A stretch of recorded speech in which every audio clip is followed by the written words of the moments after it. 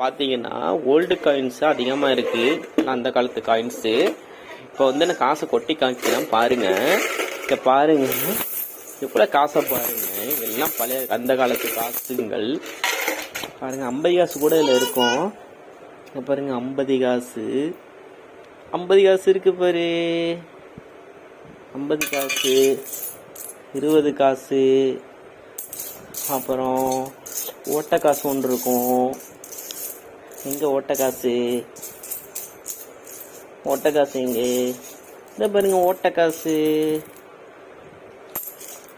50 காசு இருக்கு, நிறைய 50 காசு இருக்கு. கார்வா இருக்கு, கார்வா இருக்கு. 25 காசு. நான் இருந்த காலத்துல இதுதான், இந்த காசு தான் உதவுனுச்சு.